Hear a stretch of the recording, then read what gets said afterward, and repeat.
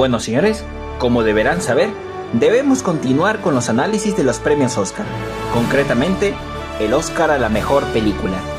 En esta ocasión analizaremos las candidatas y la ganadora de la categoría, en la edición número 75 de los premios de la Academia, es decir, la edición que premiaba lo mejor del año 2002.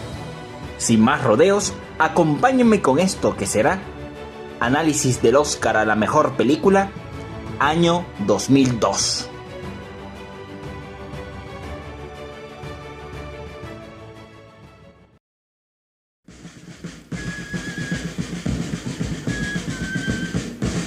Candidata número 1. Pandillas de Nueva York.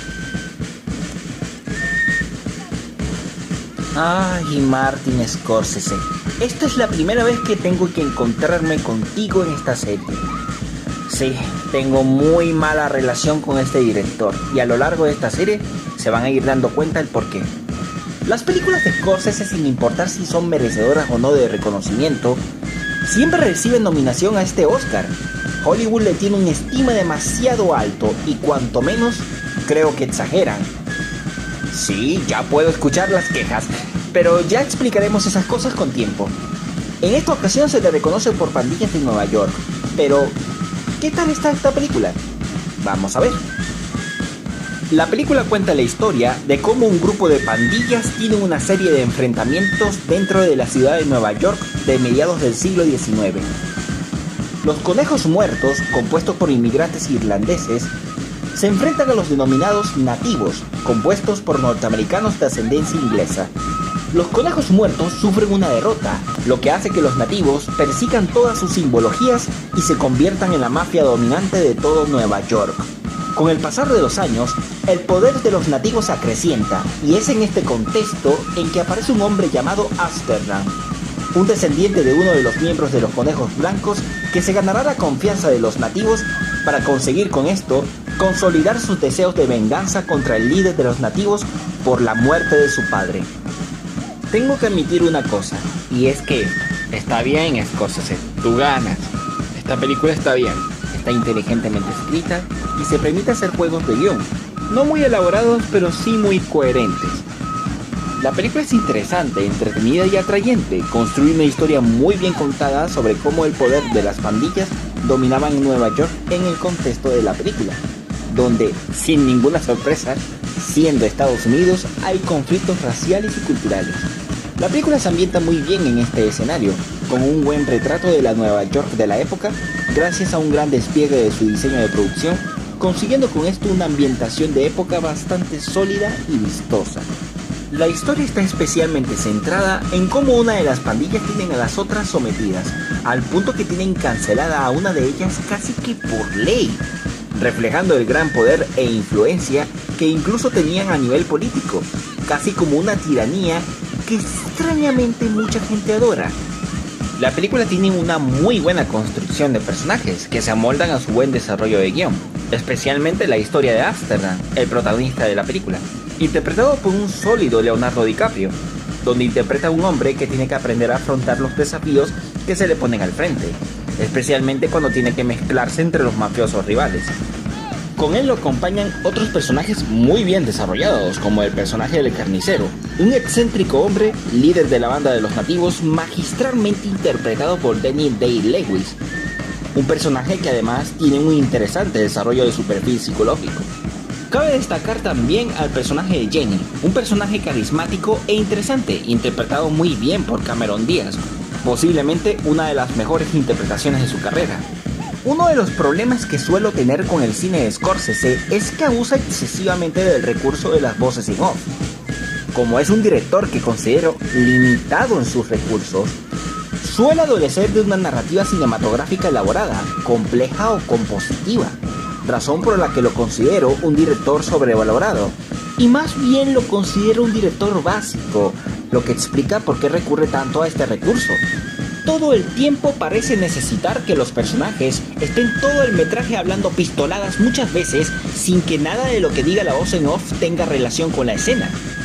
En esta película existe ese recurso, pero por suerte no abusa de él.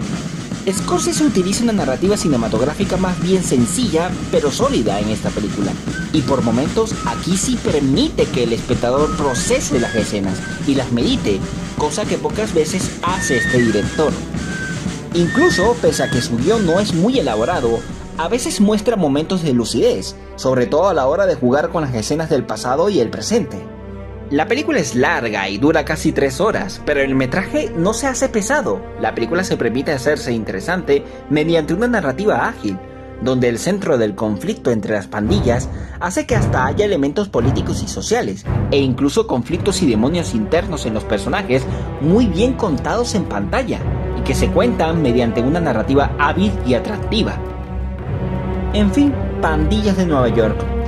La verdad, y hablando con sinceridad, es muy buena película. Una película sólida, bien producida y muy bien filmada, con una puesta de escena quizás no fuera del otro mundo, pero sí lo suficientemente funcional como para contar muy bien su historia. No será de las mejores películas que se pueden ver, pero sí es una excelente película. Vale, está bien, Scorsese, pasaste la prueba esta vez. Para mi desgracia, esto no va a ser así siempre. Pero a Pandillas de Nueva York, yo la apruebo.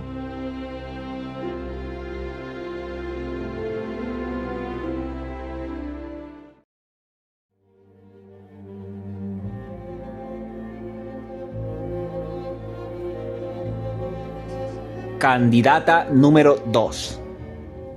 Las horas. Esta película es de curioso visionado, sobre todo para la época, debido a ciertos temas que toca ágilmente y sin ningún tipo de miedo. Ha pasado de ser percibida con el pasar de los años, y sin embargo, no estaría mal que se le preste un poco más de atención. Las horas cuenta la historia principalmente de 3 mujeres en 3 épocas diferentes. Una de ellas es Virginia Woolf, una escritora inglesa famosa y que de hecho es un personaje inspirado en una escritora real del mismo nombre y cuya historia está ambientada en la Inglaterra de 1923. La otra chica es Laura Brown, una mujer casada y con hijos que vive una vida aparentemente modelo en la California de 1951. Y la otra es Clarissa Baugham, una neoyorquina en pleno año 2001, de carácter vivaz y encantador que está a punto de festejar un momento diferente. Cada una de estas 3 mujeres tienen distintos conflictos que la atormentan. Virginia pasa por un difícil tratamiento de su salud mental. Laura se siente insatisfecha por su vida matrimonial. Y Clarissa está tratando de organizar una reunión que le genera estrés porque su amigo, y también amante, un poeta llamado Richard, está muriendo de SIDA y se siente invadido por la tristeza. A pesar de las distintas épocas y distintos conflictos, las 3 mujeres tienen bastantes cosas en común, y sobre todo un factor: 3 mujeres que luchan contra la depresión. El guión es mucho más simple de lo que aparenta, pero la película se las arregla para tomar estas historias y conectarlas brillantemente en su narrativa, no solamente armonizándolas en el metraje, sino incluso creando conexiones entre las historias, que van más allá del tema central, la depresión.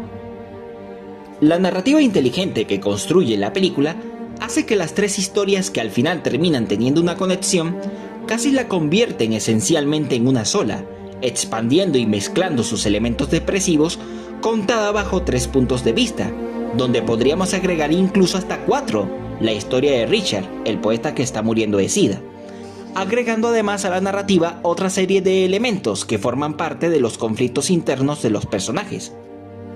A pesar de la simpleza de las historias, la película logra hacerlas interesantes, complejas y entretenidas. Pero pienso que lo más sorprendente de la película es la armonía con que funcionan las historias. La película está repleta de saltos temporales, y estos saltos están hechos tan bien que prácticamente no interrumpen la narrativa.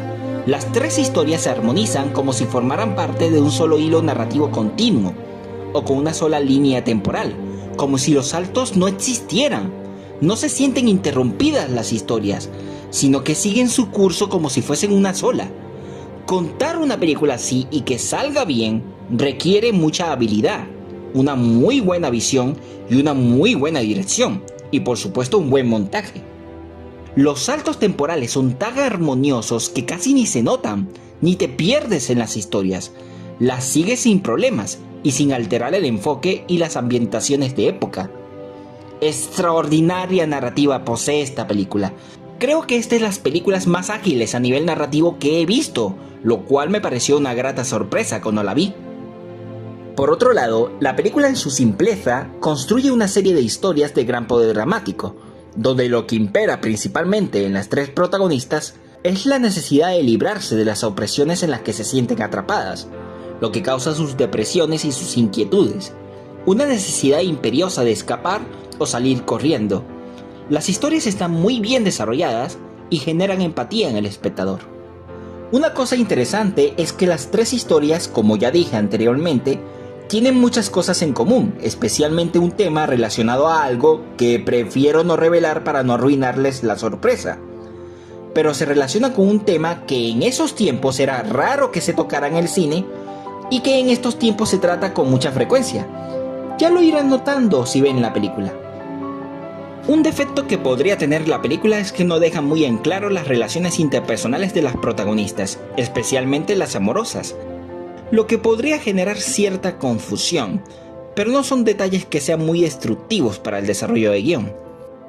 En aspectos técnicos, la película, además del buen montaje, tiene una muy buena ambientación, una fotografía notable y está repleta de extraordinarias actuaciones, destacando las tres protagonistas, Meryl Streep, Julianne Moore y Nicole Kidman, que no solo hace una gran actuación, sino que está irreconocible físicamente. Hay un gran trabajo de maquillaje en esta película, y les juro que no me di cuenta que era ella hasta que vi los créditos finales. Ed Harris como Richard también está notable. En fin, las horas. Quizás no sea una película repleta de espectacularidad cinematográfica, pero a pesar de su simpleza, posee una lucidez impresionante, especialmente en la estructura de guión. Repleta de maestría narrativa, buenas actuaciones y una gran producción, Las Horas es un drama potente que podrá no ser de los más memorables que veas, pero cuanto menos te parecerá interesante la forma en que te cuenta su historia.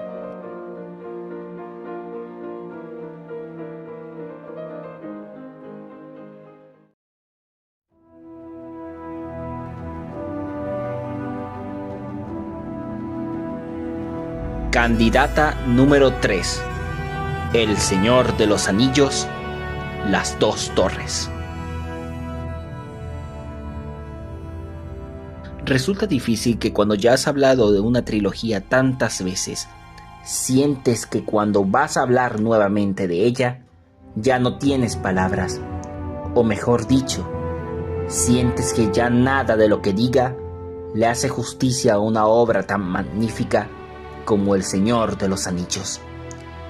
En esta ocasión, Peter Jackson continúa con esta obra maestra en Las Dos Torres. ¿Qué tiene esta secuela que hace que esta trilogía siga siendo tan especial? Vamos a intentar explicarlo. Las Dos Torres continúa donde quedó la historia de su predecesora. La comunidad del anillo se ha fragmentado y Frodo y Sam deben continuar su camino a Mordor solos, o casi solos.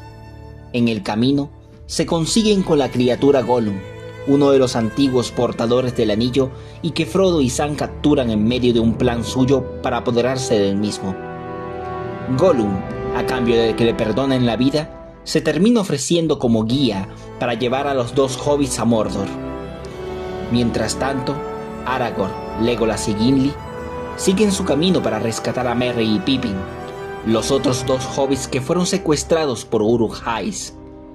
En medio de esa búsqueda, llegan al reino de Rohan, un pueblo aguerrido de la raza de los hombres que se encuentra en una crisis de debilidad y encima se encuentra amenazada por Saruman, el mago blanco, que ahora se ha aliado con Sauron. La comunidad se une al lado del rey de Rohan, Théoden, hijo de Tengel, para ayudarlos a resistir la guerra que tanto Sauron, así como también Saruman, intentarán desatar no solo contra Rohan, sino contra todos los reinos de los hombres. Una de las principales características de esta segunda entrega que la convierte en una película especial, aunque es un aspecto que dependiendo del punto de vista puede o no gustar, es su narrativa lenta. Las tres películas la tienen, pero aquí se percibe con más notoriedad. Esta característica narrativa hace que la película se sienta densa y hasta tediosa, y sin embargo absorbente, ya que permite a la película presentarse sobre todas las cosas por medio de su espíritu y su esencia, consiguiendo con esto transmitir al espectador las inquietudes que viven no solo cada uno de los personajes principales, sino transmitir la atmósfera que construye la película, que está en su mayor parte con una sensación de pesimismo. Los pueblos de la Tierra Media viven sus peores momentos, y ante un mundo cada vez más amenazante, se respira un ambiente perpetuo de desesperanza. Las dos torres, a pesar de pertenecer básicamente a una sola película dividida en 3 partes, tiene su propia esencia. No solo posee la belleza poética propia también de la epopeya que es toda la trilogía, sino que Las dos torres es la película más espiritual de la trilogía. Es la película que más se toma su tiempo para desarrollarse y la que más involucra en los conflictos e inquietudes más profundas de la Tierra Media, y la que más involucra en su alma, en sus anhelos y en su sentir. Pero todo el elemento central del espíritu que la obra expone de forma cinematográficamente inmersiva al espectador es el concepto de la esperanza. En las novelas, esperanza es quizás la palabra que más se menciona. Uno busca esta palabra en los libros y se repite multitud de veces. En la película, logran trasladar este concepto sin necesidad de mencionarlo. Está presente en su cinematografía en toda su forma, tanto la ausencia de ella como cuando está presente, cuando ésta abandona a nuestros protagonistas, así como cuando de repente la tienen en su mano. Esto hace que la experiencia de ver Las dos torres se perciba como si la meditaras. Es una película que no teme hacerse inmersiva, hacerse compleja y hacerse de necesaria concentración para visualizarla. De las 3 películas, es la que más se vive y la que requiere que el espectador se concentre y se sumerja en su mundo y su belleza, en cómo los personajes viven y sienten sus inquietudes, y cómo sus deseos trascienden más allá de lo visual, reforzado además con la belleza poética de sus imágenes, que casi en su mayor parte se perciben como deprimentes y pesimistas. Por medio de una excelente dirección artística y su magnífica fotografía, la película compone una puesta de escena hermosa, tal como en la primera entrega, pero con el agregado de un incremento de espíritu y alma. La película en cada momento introduce al espectador en su sentir, y ayudado con una extraordinaria estructura de guión, cuenta también varias historias y consigue narrarlas coherentemente y de forma fluida. Las historias de Frodo, la comunidad, Bárbol, Saruman e incluso la interconectada historia de Arwen y Aragorn, subtramas que se cuentan con una extraordinaria habilidad narrativa, considerando que el libro era muy complicado de adaptar. Y todo eso acompañado de esa belleza que ahora se siente más fuerte y preciosa, repleta de planos de gran significado narrativo que fortalecen el concepto de la esperanza y la desesperanza, de la trascendencia y la espiritualidad, así como también de los anhelos y la nostalgia por mejores tiempos. Incluso toca elementos metafísicos relacionados con la mortalidad de los protagonistas. Las dos torres, al meterse más en el concepto de la guerra, se centra sobre todo en las consecuencias que ésta genera, la devastación que causa y las pérdidas que provoca, más la tristeza que propaga, así como la desesperación en medio de las batallas cuando todo parece perdido, lo que hace que pese a la fantasía evidente de la historia, se perciba auténtica y humana. Además, la guerra no es solo contra ejércitos enormes y poderosos, sino contra el mal en sí mismo, que amenaza con plagar a toda la Tierra Media de oscuridad, corrupción y amargura.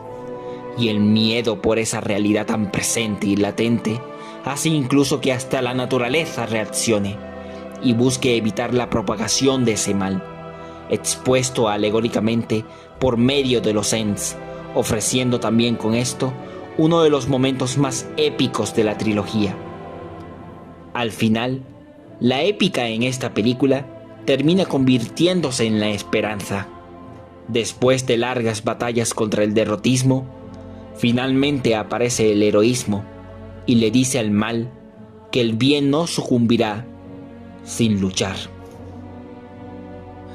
Hablando de la épica y de la guerra en sí, Las Dos Torres ofrece escenas de acción espectaculares, desde la última marcha de los Ents hasta la batalla del Abismo de Helm, cuyo desarrollo épico y emotivo la convierte en una de las batallas más espectaculares de la historia del cine. Y ni hablar de la música de Howard Shore, que con esta segunda entrega hizo un trabajo mucho más tranquilo y sereno, pero sensorial, hermoso y poético, justo como la película es.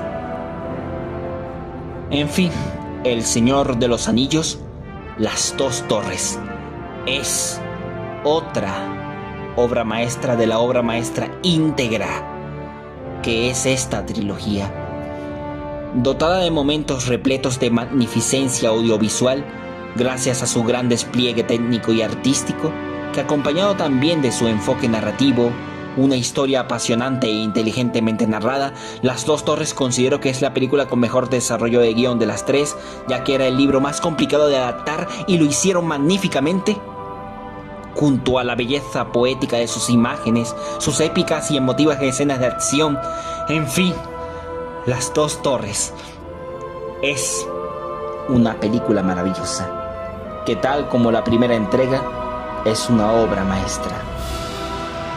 Pese a ser una película sin principio ni final, es una película que funciona totalmente, y más que funcionar, ofrece una experiencia totalmente repleta de excelencia cinematográfica. La gran obra de fantasía del siglo XXI sigue su camino hasta la gloria.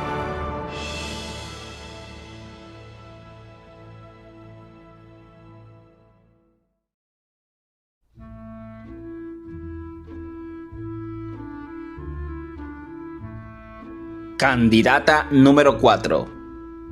El pianista. Roman Polanski es un director de mucho prestigio en el mundo del cine, a tal nivel que, aun a pesar de ciertas cosas escabrosas ocurridas en su vida personal, seguía cosechando éxitos. En esta ocasión, con una película que se convirtió en un tópico en el cine de los últimos 30 años, una película sobre el Holocausto judío, inspirada en un caso real en Polonia, El pianista. Cosechó un éxito internacional y recibió aclamación en todo el mundo, y era la favorita de los críticos en su época de estreno. Pero, ¿qué tal está esta película? La película cuenta la historia de Wladek Szpilman, un pianista polaco de gran talento que de repente tiene que ser testigo del contexto de la invasión alemana a su país durante la Segunda Guerra Mundial. Wladek es testigo de no solo ver cómo su entorno se convierte en un lugar hostil gracias a la guerra, sino que su condición de judío y las imposiciones alemanas que ocupan el país lo obligan a sobrevivir en medio de la persecución nazi en Varsovia. A medida que pasa el tiempo y la persecución se recrudece, Wladek aprende a adaptarse y a escabullirse entre las persecuciones nazis hasta que finalmente llega el fin de la guerra y la derrota alemana.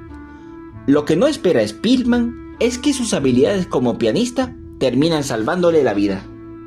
La principal fortaleza de la película radica en su producción. Generalmente está muy bien documentada y lo refleja en su ambientación, con un buen diseño de producción y de los escenarios donde se producen los acontecimientos.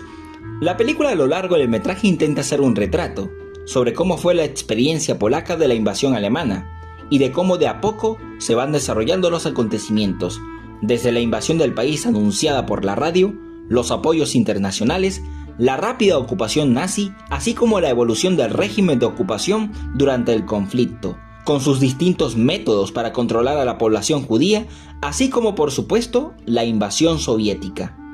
Todo esto bajo el punto de vista de Wladek, que tiene que ser testigo de toda esta orgía de tiranía y fanatismo. La historia está bien narrada a nivel general, consiguiendo retratar a través de Wladek todo el horror que desatan los nazis en Varsovia, en especial en cómo afectan a la población judía, viendo cómo Wladek va perdiendo todo su estatus, cambia su vida, pierde a su familia y amigos hasta prácticamente convertirse en un vagabundo que tiene que sobrevivir en un mundo que, de repente, se encuentra en contra suya. La película dramáticamente no es escandalosa, tiene un enfoque narrativo más bien enfocado en lo visual y en mostrar toda la situación en que se va transformando el mundo de Vladek hasta verlo totalmente cambiado, al punto que este cambio también lo afecta a él física y mentalmente. Especialmente destacables los momentos en que la película muestra escenas crudas y crueles, que no son muchas, pero sí impactantes. Todo esto logrado bajo una dirección competente que expone un retrato visualmente atractivo sobre las vivencias del pianista. Cinematográficamente es una película muy sofisticada, con una dirección muy característica del mal llamado cine de autor europeo, del que suelen gustar mucho los snobs, con una cuidada fotografía y montaje de escenarios. Pero por suerte la película es lo suficientemente coherente y bien contada como para no abusar con pretensiones artísticas abstractas, como suele ocurrir con este tipo de cine. Una cosa que me hace gracia de esta película es la forma en que retratan a los soldados alemanes. Básicamente los ponen como un montón de brutos, gordos y casi todos con cara de cerdo. Obvio, esto está hecho a propósito para denigrar a los nazis y la película no es muy sutil en esto. Por lo que en lo personal me cuesta un poco tomarla en serio, dada esa representación tan caricaturesca propia de villanos de cómic, que se ha convertido en un cliché del cine ambientado en esta época. Pese a esos problemillas con la representación alemana, la ambientación es su principal virtud, combinando la buena fotografía y la dirección artística para lograr ese efecto. Las escenas de la presentación de la destrucción de la ciudad quedando totalmente en ruinas son impactantes y se te quedan grabadas en la retina eternamente, casi al punto en que la película se ha convertido en un ícono a la hora de representar la devastación de la Segunda Guerra Mundial en Europa. La película tiene muy buenas actuaciones, destacando la de Adrien Brody y el mítico actor alemán Thomas Kretschmann, curiosamente el único personaje alemán que no tiene cara de cerdo. Por cierto, este actor siempre hace de oficial alemán en varias películas, incluyendo la mítica película alemana El hundimiento. En fin, El pianista. En lo personal, aunque no me parece una obra maestra como piensa la mayoría, sería mezquino de mi parte decir que no es una buena película. Todo lo contrario, es una película muy bien lograda y muy bien dirigida, que presenta un buen retrato sobre la experiencia polaca de la ocupación alemana durante el mayor conflicto de la historia de la humanidad.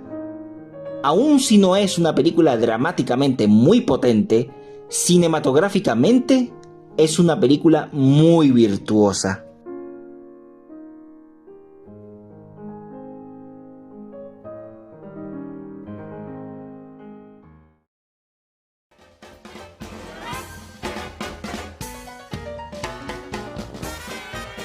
Y candidata número 5, la ganadora, Chicago.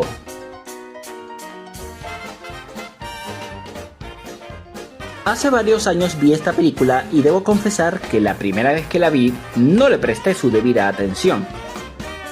Con el tiempo prácticamente se me olvidó, pero como es necesario varias películas para hacer este especial, tuve que verlas de nuevo, incluyendo esta por supuesto. Chicago es una película polémica por su éxito en la temporada de premios de su época, y es más que todo mal vista por la mala imagen de sus productores, y poca gente la recuerda más que por eso. Pero, ¿realmente qué tiene para ofrecer esta película? Chicago cuenta la historia de Roxy, una chica descontenta con su vida e insatisfecha con su matrimonio que tiene aspiraciones de convertirse en una actriz de cabaret. Durante un tiempo estuvo conociendo a un hombre que le prometió usar sus contactos para darla a conocer en el mundo artístico, aunque a cambio de favores sexuales. Sin embargo, la oferta resulta ser un engaño y el hombre no tenía los contactos que prometió. Ante esto, en un momento de ira, Roxy asesina a su amante. Intenta escabullirse de la policía usando a su esposo como cebo, pero sin éxito.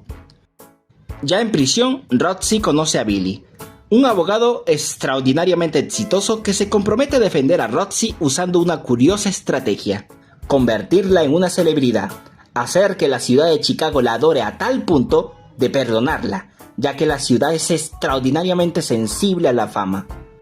Al tiempo que esto sucede, cuando Roxy es llevada a prisión, con el tiempo conoce a una serie de asesinas entre sus compañeras, entre ellas Vilma Kelly, una actriz de cabaret a quien Roxy admira muchísimo y que en la misma noche en que ella mató a su amante, la actriz también es puesta en prisión por doble asesinato.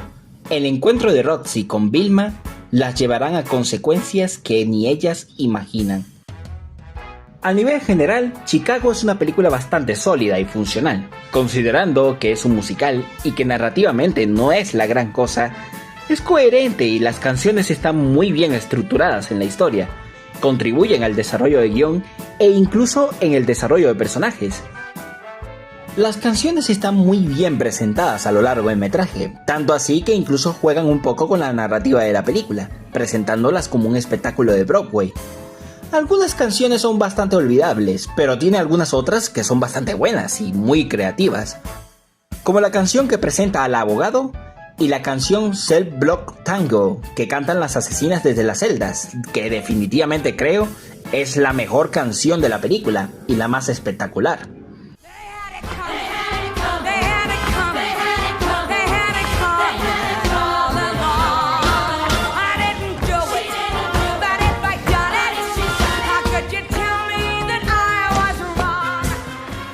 Creo que las canciones que menos me gustan de la película son las de Roxy, porque todas se sienten iguales, pero al menos contribuyen con una idea que no sé si es por accidente o a propósito de la película, y es jugar con el estado mental de la protagonista, ya que todas sus canciones son básicamente una fantasía mental de ella, por lo que te hace hacerte preguntas constantes sobre qué es realidad o qué es ficción en todo lo que presencia.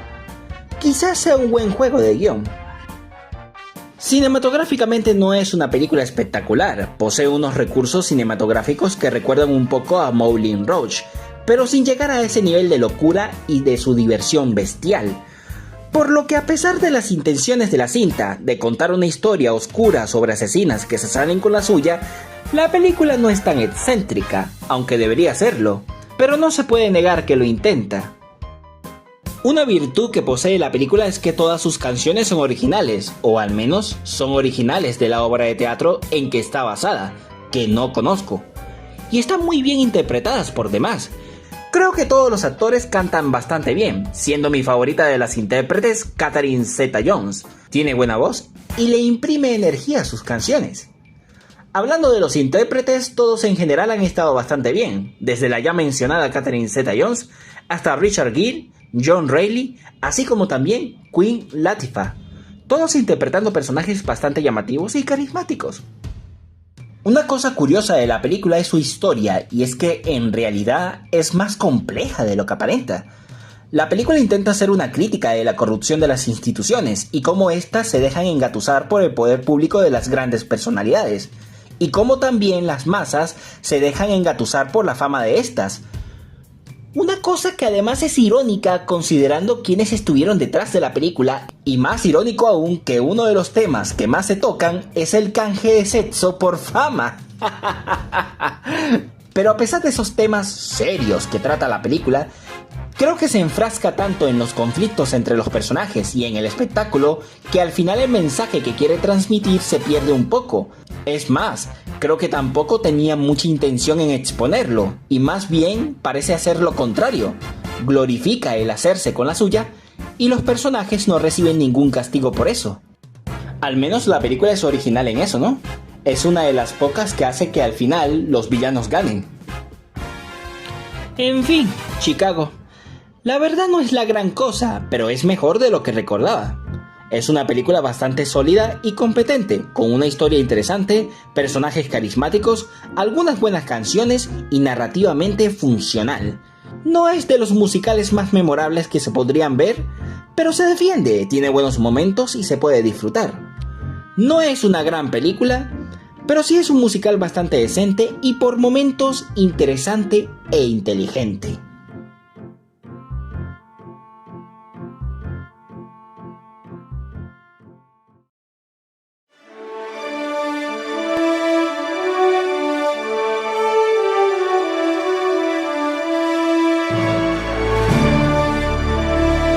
Bueno, señores, haciendo un balance de las candidatas de esta edición, que nuevamente vuelven a ser 5, sabemos que las películas nominadas fueron las siguientes: Pandillas de Nueva York, Las Horas, El Señor de los Anillos, Las Dos Torres, El Pianista y Chicago.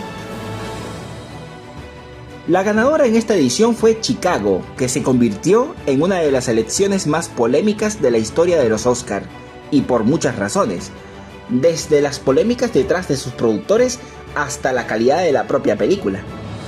La verdad es que Chicago es una buena película, pero el problema radica en que no es que sea una película de calidad dudosa, es una película que está bastante bien.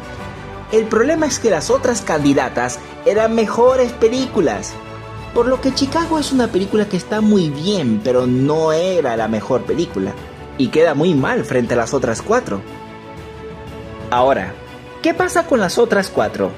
El Pianista era la favorita de los críticos, y lo sigue siendo hasta hoy día. La gran mayoría de los seguidores del premio coinciden en que la ganadora de esta edición debió ser la película de Polanski. Algunos otros piensan que debió haber ganado la cinta de Scorsese, Pandillas de Nueva York. Mucha gente se va a molestar conmigo y esto va a generar mucha protesta, pero yo pienso que la que debió haber ganado en esta edición debió haber sido El Señor de los Anillos, Las Dos Torres. Sí, ya sé cómo estarán reaccionando. Otra vez tú con tu Señor de los Anillos, que ladilla contigo, no joda. Reconozco que antes de hacer este especial lo estuve pensando muy bien, pero después de ver todas las candidatas, concluí que esta definitivamente era la mejor película.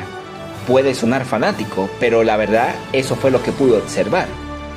Consideré a El Pianista como una película superior, por ser una película sofisticada.